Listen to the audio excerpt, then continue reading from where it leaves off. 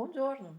Bem-vindos à palestra sobre como realizar uma prática de pesquisa e análise de tendências em um território trendsetter, através da combinação de duas abordagens fundamentais, o do Genius Lotti e o Cool Hunting. Para quem não está familiarizado, o Genius Lotti é a ideia de que cada lugar tem uma alma ou um espírito distintivo, que é moldado por sua história, cultura e paisagem. Já o Cool Hunting é uma metodologia de pesquisa do marketing que envolve a observação, análise e interpretação das tendências de consumo e comportamento em uma determinada sociedade. O estúdio Famaioli combina sempre essas duas abordagens para obter uma compreensão mais profunda das tendências em um território trendsetter. Nessa palestra, nós vamos explorar as etapas necessárias para realizar essa prática de pesquisa de forma eficaz. Vamos lá? Então, como mencionei anteriormente, essa metodologia é essencial para a pesquisa e análise das tendências emergentes no mercado, na cultura e na sociedade.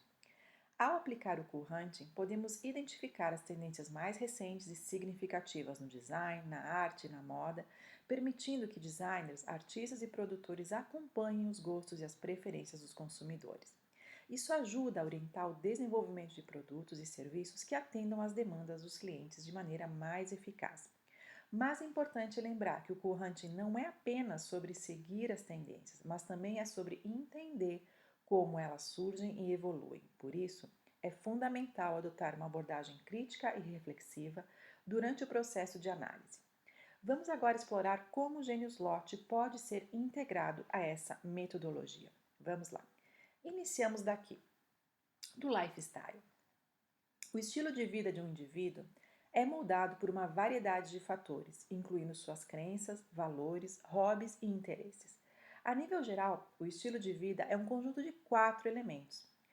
O primeiro é comportamentos, o segundo são hábitos, o terceiro são práticas e 4 são os valores de um indivíduo ou grupo social. Tudo isso, gente, é influenciado por outros 3 fatores: pela cultura, pelo contexto social e pelas estruturas de poder e hierarquia presentes na sociedade. E a gente sabe que, a nível individual, ele influencia a personalidade, os traços emocionais e os padrões de pensamento e comportamentos que nós temos. Então, quando nós temos que estudar as tendências em um território trendsetter, é fundamental entender como o estilo de vida das pessoas está evoluindo e como isso pode afetar a demanda por produtos e serviços específicos. Seguimos. Depois do lifestyle, nós temos o Zeitgeist. O que é esse tal de Zeitgeist, né? Ele é um conjunto de ideias, de valores e de crenças que caracterizam uma determinada época e que influenciam as tendências emergentes em todos os setores culturais. Podemos observar o Zeitgeist através de uma variedade de aspectos, incluindo comportamentos, hábitos, práticas e valores de um indivíduo ou grupo social. Ao compreendermos o Zeitgeist, podemos identificar as tendências emergentes que estão alinhadas com as crenças e os valores do momento. E isso, então, novamente, pode ajudar a criar, desenvolver, então, produtos e serviços que estejam em sintonia com a demanda, mas também com o desejo dos consumidores e absolutamente com as necessidades sociais e culturais deste tempo. Mais importante nesse cenário, ressaltar que as tendências não surgem do nada. Elas são moldadas pela interação complexa entre o Zeitgeist, o Genius Lotti e os hábitos e escolhas dos consumidores. Por isso que eu sempre digo que tendências são pessoas e não produtos, não é? E para saber então qual produto você deve projetar, pesquise o lifestyle dessas pessoas, por exemplo. Mas para que isso seja possível, devemos aprofundar o nosso olhar. Isso significa não apenas ver o mundo, mas sim enxergar. Porque tem diferença. Ver é uma experiência visual. Enxergar é a habilidade de compreender e interpretar o que nós estamos vendo. E o que enxergar quando nós estamos num território trendsetter? Vamos enxergar a coolness, as cores, as texturas, as formas presentes naquele ambiente, naquela geografia. Vamos ver como está sendo realizado o uso da tecnologia. Vamos interpretar, vamos analisar como está o contexto da sustentabilidade do bem-estar e vamos, através das experiências sensoriais, vamos tentar verificar como está o andamento então, da sensibilidade também dessas pessoas. Então é muito importante nós estarmos aí focalizados nesses 5 elementos. Vamos avante. Entramos agora no Genius Lotti. O Genius Lotti, como já disse, ele se refere à essência e ao caráter único de um lugar que é moldado pelas suas características físicas, culturais, históricas e sociais. E para compreendê-lo, é necessário observar cuidadosamente os aspectos naturais, como a geografia, o clima, até a flora, né, e a fauna locais de uma cidade, porque ela tem também, né? Mas, obviamente, é importante, eu acho que também tão mais relevante, considerar a cultura e a história da religião, bem como os aspectos sociais, como as tradições, a gastronomia e os valores compartilhados pelos seus habitantes. Isso é muito importante, porque ao compreender o gênus loci de um lugar, é possível identificar as tendências emergentes que são únicas e específicas para aquela região. Isso ajuda a criar soluções inovadoras e personalizadas que estão totalmente em sintonia com as necessidades e demandas locais. Então, para identificar o gênus loci de um lugar, é importante realizar uma pesquisa cuidadosa e observar as características únicas que tornam aquele lugar especial. Isso pode até envolver entrevistas, por exemplo, conversas com moradores locais, visitas a locais históricos e turísticos, entendendo, né, o que eles são e por que eles estão ali, bem como observação cuidadosa dos hábitos e comportamentos desses habitantes. Eu gosto muito dessa expressão, né? Ela significa espírito do lugar, não é, genius loci? E então se refere também à atmosfera, vamos dizer assim, ao mood, né? Ao caráter único e distintivo desse lugar. O que o distingue dos outros demais lugares do mundo, por exemplo? Essa é uma boa pergunta que nós temos que realizar quando estamos nessa geografia. É o genius loci que imprime na cultura certas características que posteriormente migram para os elementos que essa cultura produz, como design, moda, literatura, cosmética, automóveis, tudo aquilo que faz parte da nossa cultura. E é esse elemento que, aplicado a algumas marcas, dá personalidade ou uma identidade única. E eu gosto de dizer que o genius loci é um mix de história, cultura e valores. Por exemplo, porque o berço do feminismo na Europa e vamos dizer até no mundo é Paris, nós temos dois elementos aqui muito importantes. Um histórico, que foi a Revolução Francesa, e o outro social, que foi o papel das mulheres na cultura e na literatura francesa. O que foi a Revolução Francesa, senão aquele moto maravilhoso de igualdade, liberdade e fraternidade para todos os cidadãos, né? Independente de sua classe social e religião? E a Revolução teve a participação das mulheres na primeira linha e instalou duas outras grandes revoluções da sociedade moderna, que foram o laicismo e o secularismo. O laicismo é a ideia de que o Estado deve ser neutro em relação às crenças religiosas e que a religião deve ser mantida fora dos assuntos públicos. Já o secularismo é a crença de que a sociedade deve ser organizada sem referência a uma autoridade religiosa. Com tudo isso, né, além disso, nessa Revolução Francesa, as mulheres tiveram um papel importante na luta por direitos políticos e sociais e muitas delas participaram ativamente de protestos e manifestações. É claro que tem vários fatores, mas um dos fatores também interessantes que contribuíram para o surgimento do feminismo na França foi o papel das mulheres na cultura e na literatura, porque desde o século XVII elas vinham produzindo muitas obras literárias e filosóficas que questionavam a posição subordinada das mulheres na sociedade.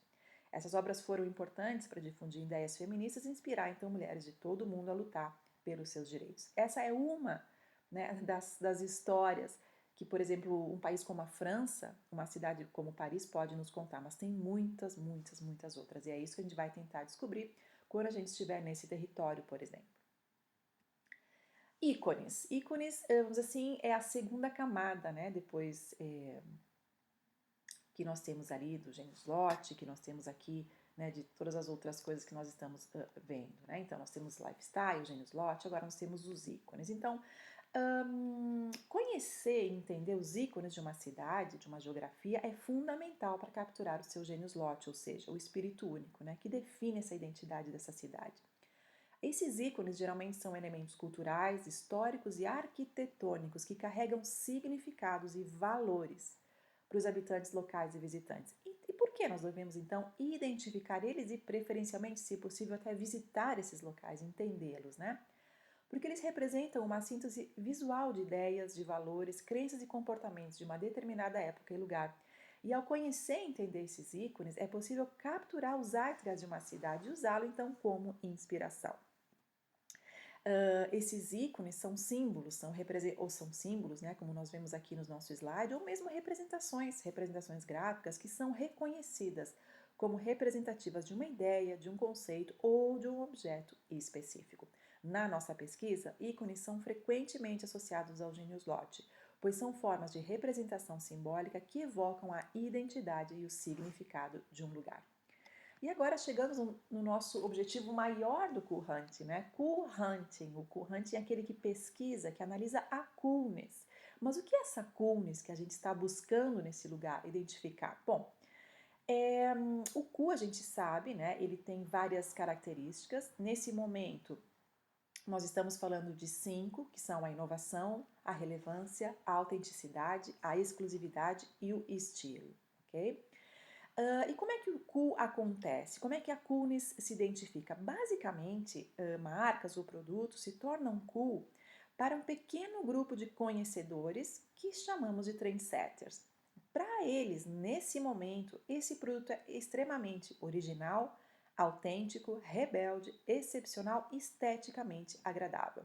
É claro que com o tempo, algumas dessas marcas ou produtos cool se popularizam e passam a ser adotadas por um público maior no momento em que se tornam mass cool, né? Então, cool de massa a gente chama, ou até produto mainstream.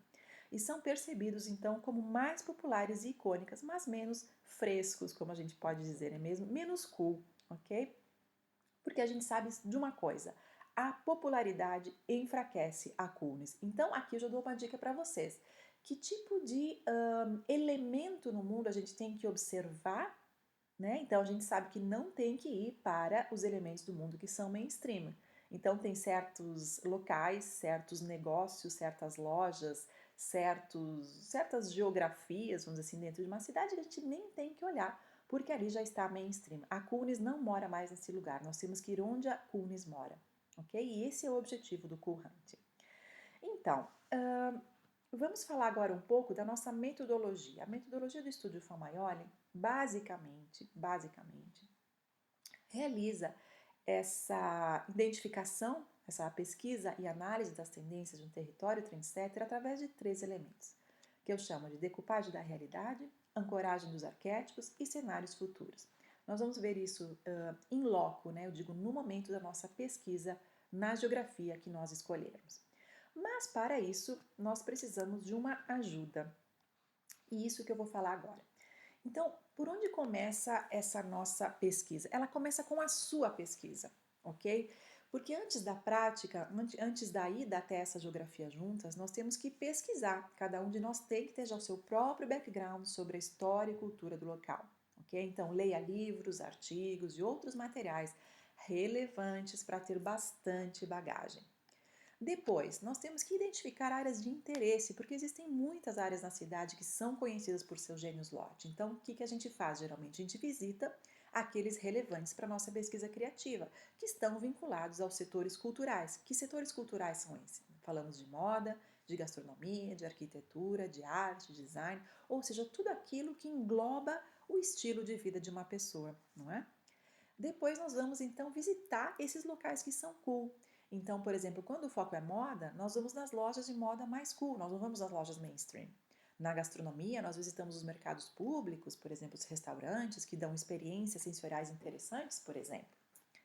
Depois, temos que observar bem o ambiente. E isso significa prestar atenção, enxergar como as pessoas se vestem, como elas se comunicam, qual é o estilo de vida, enfim, como se comportam, etc. Como se faz isso? Tire fotos, escreva notas, registre as suas observações, registre os seus sentimentos, registre aquilo que você, vamos dizer assim, sentiu quando visualizou aquele elemento. Isso é muito importante. E por fim, nós temos que atuar no código cultural local.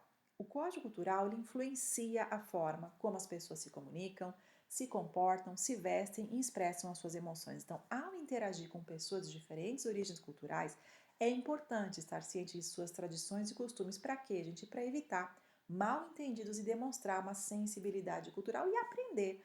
E aprender geralmente coisas novas que nós não conhecíamos. Então, estejamos abertos ao código cultural do local que nós estamos visitando. Não tentemos, vamos assim, inserir o nosso código cultural nesse local. Como eu digo sempre, em Roma se age como os romanos. E é isso que a gente tem que fazer quando a gente visita um local que nós ainda não conhecemos na sua totalidade. Então era isso. Eu desejo uma boa prática para todas nós nesse nosso cool hunting. e fico à disposição para dúvidas. Um bacione a tutti!